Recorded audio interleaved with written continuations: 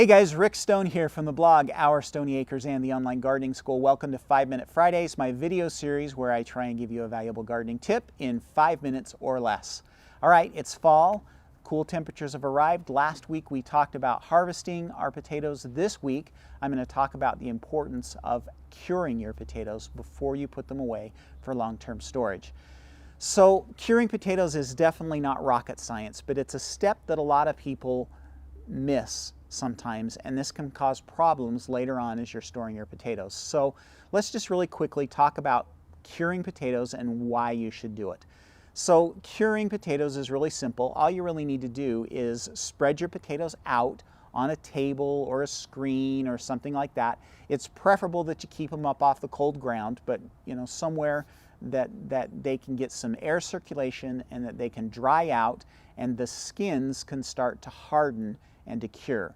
And you want to do this before you put your crop in storage for the year, so that things kind of get dried out and hardened up and ready for that long-term storage.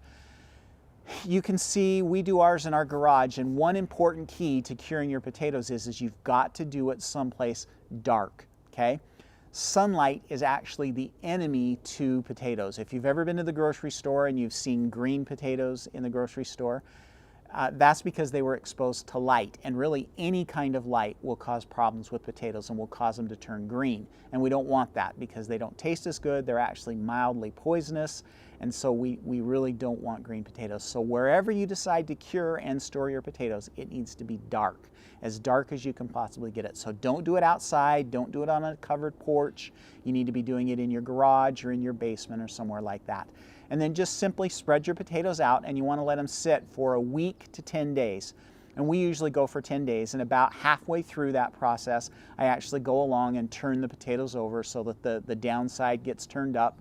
That way we make sure that everything gets dried out and that those skins start to cure, any blemishes start to heal over. You want all of that process to start before you actually put your potatoes in storage.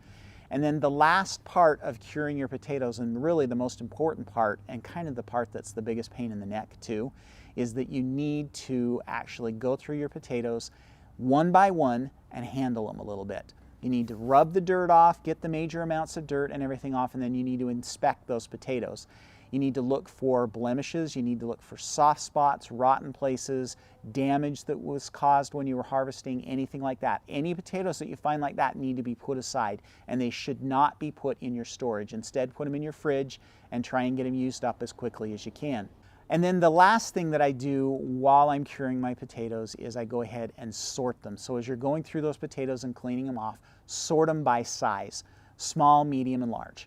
And the reason why you want to do that is I have found that the smaller potatoes actually don't last as long in storage, and so you need to get after them quickly. And so it's handy to have all your small potatoes in one place, your medium-sized potatoes in one place, and your large potatoes.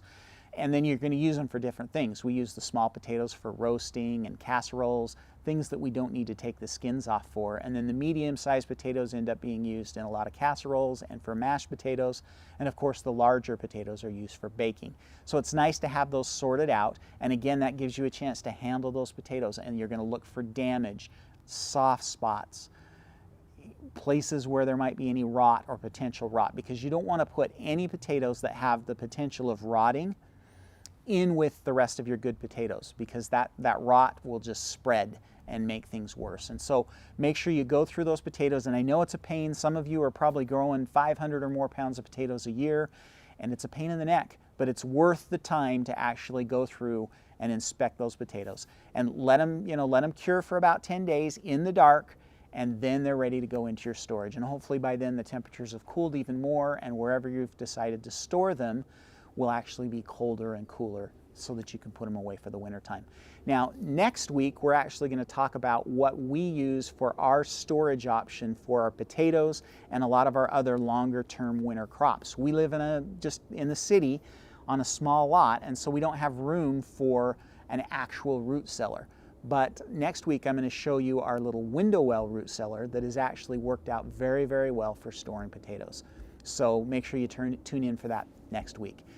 So that's all I have for this week's video. If you liked it, please make sure you give it a thumbs up, and then also make sure you like my Stoney Acres Facebook page or subscribe to my YouTube channel wherever you're watching.